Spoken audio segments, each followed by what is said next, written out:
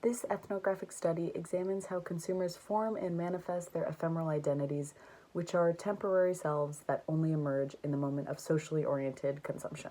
Consumers express this ephemeral identity through distinctive product choice, location of consumption, physical environments, and symbolic distinctions from more conventional mass-produced offerings. Through this, participants briefly become more discerning, more local, more adventurous, and more knowledgeable. Our empirical context is craft beer. This is a very suitable market because it's a really rapidly growing artisanal market within Canada. The sector is expected to reach 21 billion by 2033, making this a very relevant topic for studying consumption practices. Using qualitative research methods, we identified 4 dimensions of ephemeral identity: symbolic differentiation, place-based identity, experimental play, and artisanal space belonging. These dimensions show that craft beer is a fluid, situational identity rather than a stable identity. Our core theoretical contribution to the literature on consumer identity projects is the concept of ephemeral identity, which we defined as short-lived identities consumers inhabit through artisanal product choice influenced by consumption design spaces and situational cues. Our study began with a personal interest in craft beer consumption. From there, we reviewed the existing literature to understand the academic perspectives that explain why and how consumers engage in this specific type of consumption. Our theoretical developments involved moving back and forth between what the literature suggested and what we observed in our field data. This eventually led us to integrate several different streams of research into our study. After the review of over 8 articles, we limit ourselves to include here only the most relevant ones. The article Cosmopolitan Servicescapes helps us understand how consumers create and manifest their identities in relation to physical and cultural environments where consumption takes place. Taste engineering helped us understand how consumers become experts in craft beer by learning to systematically connect flavor to knowledge. The article about collaborative market driving showed us the opportunity to explore empirical context offered by a craft beer marketplace by repositioning the level of analysis from the organizational level to the micro level of consumers' routines and practices. By integrating these veins of literature, a clear gap emerged that we don't know enough about how and why craft beer consumers perform a temporary identity for the night. Our process to define the research question also took a longer path, evolving along the iterative process of going back and forth between data and theory. In the end, we seek to answer the question of how do consumers create and express their ephemeral identity. Our theoretical lens needed to interpret our data and theorize ephemeral identity is distinction. Distinction is a theory by Pierre Bourdieu that explains how taste and preferences function as markers of social class, allowing individuals to differentiate themselves from others through consumption. Bourdieu's view of taste as social identity helps us understand how people use craft beer and artisanal spaces to perform who they are and the groups they align with, making this theory highly suitable for our analysis. Because we took an interpretivist approach, we believe the best way to understand identity work is to be present where it happens. Our different personalities also shape the research in meaningful ways, as Bronwyn and Aaron both have strong craft beer knowledge, which helped us build rapport and understand tasting language. Faisal had some familiarity, giving him a balanced inside-outsider perspective, and I came with no experience, relying on recommendations from the others. Together, this mix of perspectives gave us a richer, more reflexive understanding of the subtle, momentary identity performances that define imperial identity. Our dataset consists of field observations, interviews, pictures, and short videos.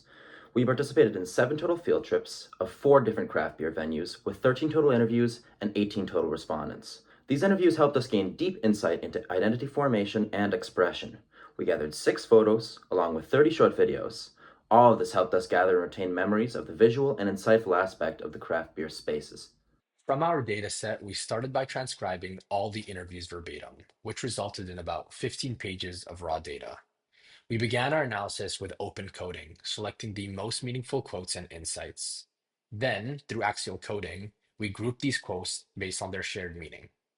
This allowed us to extract the theoretical dimensions of our proposed construct. After conducting 8 interviews, we noticed that the same themes were constantly emerging, suggesting that we were approaching theoretical saturation. To be certain, we collected 3 additional interviews, and at the end of each of these final interviews, we used a solicitation technique by presenting our proposed construct to participants and asking for their feedback.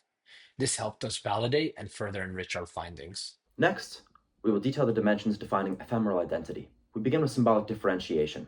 Consumers expressed ephemeral identity by differentiating the artisan craft beer product from the mass-produced products. Our findings suggest that consumers distinguish themselves and the craft beer world from mainstream beer through symbolic personas. By many of our craft beer enthusiasts, they describe the type of person to drink the artisanal product as someone with a rich and distinctive personality. This is a funky question we've been asking. If you had to describe craft beer as a person, what type of person would that be? Good question. I don't know. I guess it would be somebody like a little more flamboyant and outgoing. You know what I mean? It's my brother-in-law from San Francisco who's a hipster, who is super cool and super choosy, but a lot of people don't get him. I was going to go with flamboyant, but yes, that's good. I would say they're complex. Bob Ross. Why do you say that? Because he just has an open canvas and he paints what he feels and what he wants to see. Yeah, I was gonna say ethnic, foreign, spicy. On the other hand, our same craft beer enthusiasts said mainstream beer was seen as average and predictable. I think it'd be a person who enjoys stability, enjoys consistency. I feel comfortable around them. Okay. Yeah, reliable. Yeah, lesser than. Yeah, lesser than. Yeah, boring. That's a good one. Yeah, I was gonna say something boring. Someone boring. A librarian, maybe?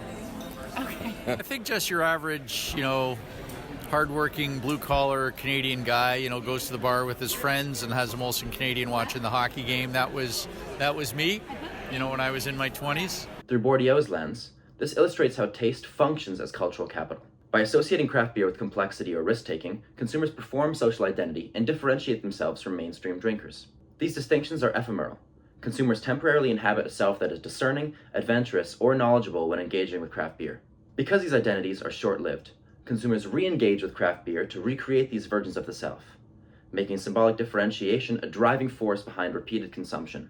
This leads naturally into place-based identity, which shows how context shapes ephemeral identity. In this dimension, a place is used as a stage that enables identity performance. When a craft beer drinker consumed this artisanal product in their hometown, the act became aligned with community values such as supporting neighborhoods and sustaining small-scale livelihoods. A young man sharing drink with friends on a Saturday night, who we will call Informant Z, described how local beer positioned him as a community supporter, an identity that surfaced during consumption and faded afterwards. It's $5 and it's a local IPA. Can't go wrong.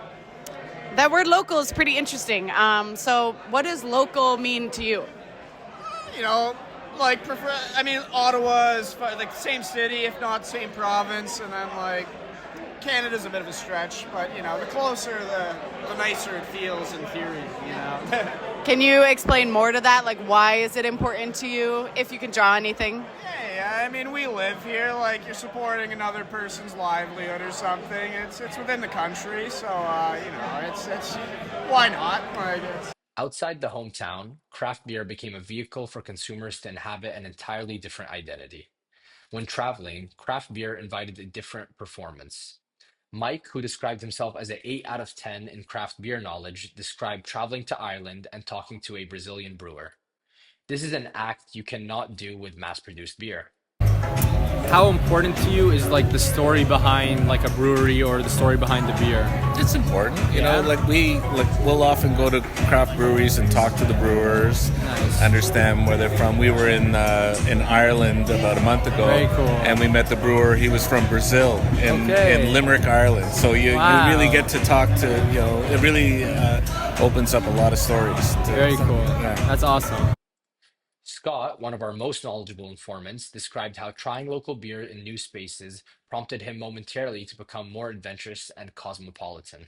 Well, if I'm traveling, certainly local matters to me. Especially if I go, if I'm out of the country in a different country, I like to try local beers because they're the ones I would never be able to get where I live now. Even if I'm traveling in country where I live in the States currently, that, you go to a different state, you want to try some of the local ones just to see. Heather, another enthusiastic participant, illustrated this exploratory identity through brewery passports, weekend tours, and conversations with brewers, showing how travel brought out a more adventurous self. I travel a lot, usually in the U.S., not so much anymore, but I have brewing passports. So my friends and I, we travel around to run races, and then we're like, oh, let's go and check out the local craft breweries. So it's all, we're hitting like 5-10 breweries in a weekend sometimes. As many different places, or is it cities, or? I've drank in every state, almost every province. Good for you. Yeah. Through Bordeaux's lens, place became a symbolic field enabling situational identity performance. At home, local beer signals belonging. Elsewhere, it signals openness and worldliness. These identities are temporary, crafted through the act of aligning taste with place. The meaning of craft beer changes with the setting, driving consumers to seek new spaces and breweries to continually recreate these fleeting selves. Dimension 3 is experimental play. This explores how identities perform through choosing and trying different beers. Across our interviews, craft beer drinkers sought artisanal products for various reasons. Some described themselves as adventurous, others were influenced by the season, and many sought niche or unique flavors that felt interesting or different from mainstream beer. Ron, an older, thoughtful informant, illustrated how ephemeral identity emerges through experimentation. Embracing adventurous artisanal choices becomes an enjoyable identity experience in the moment of consumption. I quite often do go on an adventure and try different craft beers. I like them. I like doing that a lot. Okay. Seasonal shifts also shaped experimentation. Scott, for example, showed his taste preferences adapted throughout the year, reflecting a desire to always try something new. To me, this is kind of like a dessert beer, a cold weather beer rather, where, if you're really hot on a summer day, you don't want something heavy or thick or sweet. But in the winter, sometimes if it's a little cold or you want a little dessert beer, something sweet, this kind of one hits the spot. Right. So different beers for different times of year? Yeah, in the summer, if you're exercising and it's really hot out, I tend to want a different beer than I do in the middle of winter. If it's cold out, even after skiing, sometimes you're exercising but you're cold, you want something like a porter, a stout, a dark beer. Whereas in the summer, something light like a lager or a fruit beer really goes down quite easily. Usually my default is to try a beer I haven't tried before. So I don't know, I wouldn't describe myself as necessarily very adventurous in my life, but with regards to my beer choice, yeah, sure, I'm adventurous when I go out. Together, these patterns show how craft beer offers a space for ephemeral identity, where who you are shifts through what you choose, taste, and discuss. From Bordeaux's perspective, such experimentation signals cultural competence and distinction, with knowledge and adventurous tastes positioning consumers as more sophisticated than mainstream beer drinkers. Each tasting becomes an opportunity to enact a new self, which dissolves once the glass is empty, but is compelling enough to keep consumers returning to the experimental world of craft beer. Lastly, we focus on the craft space itself, which is the physical and social environment that shapes how the craft beer drinkers feel, act, and who they temporarily become. This brings us to our fourth and final dimension, artisanal space belonging. What stood out in our interviews was that belonging emerges from a combination of artifacts, atmosphere, decor, and shared energy. From just sitting in the bar and observing what was around us, we could see that these craft spaces were filled with a bunch of symbols of craft culture. We saw visible brewing equipment, keg lines, chalkboard menus, beer paraphernalia, and these artifacts signal authenticity and invite drinkers into the world of craft beer for the night. Across our interviews, many of our informants described their ideal craft space as something that's relaxing, inviting, warm, with aspects such as dimly lit lights, features of wood. All these features create an instant sense of ease for craft beer consumers. And equally important are the people. As we all sat at the table together at the craft beer venue, we got to observe how the people got to interact in this setting. We saw people laughing together, sharing beers, smiling with one another, and we even got to participate in those ideas ourselves. Me and Erin got to recommend Lydia her first craft beer as she'd never tried one before. We all got to talk about it together, have a few laughs, and just be a part of the moment together. This suggests that the people in the artisan space itself create an emotional feeling that makes the space feel communal. Our findings also indicate that craft spaces are also co-created by consumers. From our informants, we heard how runners and cyclists meet at these bars after long runs, long rides. These spaces are a meeting point for students to get together, and families come with their dogs and kids. All of this shapes the feeling of the artisanal space. Heather, Mike, John, Andrew, and Curtis illustrate these dynamics in different ways. I think if it's going to be a craft brewery space, you want beer paraphernalia. Ideally, if it's a brewery, you want to be able to see the brewing equipment. I think if it's something you enjoy, it makes you feel comfortable. And a lot of them they've got a lot of wood, soft light. It makes a comfortable space. Makes you want to come back. Any local brewery you go to, there's something unique. So again, in Perth, whatever day of the week it is, there's our run club is on Tuesday nights. There's an art club that comes in and they do sketch club on Wednesday nights. There was trade nights for all the men in the trade. Well, I shouldn't say men, for all the people in the trades to come. So I just think there's more of a human aspect to craft breweries than there is to mass-produced. What aspect of this place do you enjoy the most? The fact that it has dimly lit lights. Yeah. It's got a good mood, got a good shadow to the lighting situation. It got an industrial feel with the pipes. They got a lot of taps. That means there's a lot of selection, a lot of variety, a lot of options. It feels like I'm brewing the beer. When you check out a brewery, does atmosphere matter to you, and what aspects? Well, I think it should have the full vibe, you know what I mean? If they have more things to offer, maybe like live music, you know what I mean? Just kind of an intriguing place to look at, even in the place we're here, they got artwork everywhere. It's kind of interesting. Mm-hmm. This is more of a warm feeling sitting in a nice brewery like this. Yeah, just the low lights and there's a textured wall over there with wood, and it's more of a home kind of man cave type of feel. They're very comforting. In the craft space, people become more social, open, curious, and connected. From Bordeaux's perspective, craft spaces function as fields where symbolic and spatial cues intersect, structuring who is temporarily in, providing a space for identity performance.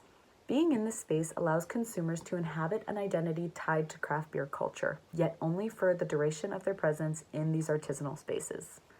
This prompts customers to return and recreate these moments of self-expression. While we studied craft beer, these dimensions likely extend to artisanal products more broadly. Any artisanal good can act as a vehicle for ephemeral identity. Consumers temporarily enact selves tied to experience, sophistication, curiosity, or community, shaped by the product, context, experimentation, and space. This suggests that ephemeral identity is a generalizable framework for understanding how consumption of artisanal products enables fleeting yet meaningful identity performances. With that is the end of our videography and how we define ephemeral identity. We began this project in late September and we're just finishing it now in early December. Our group had a lot of fun this semester, getting to know each other better outside of the classroom, going and doing these data observations in the field all together, and it's really nice that we have this video as a memory of what we accomplished. Cheers.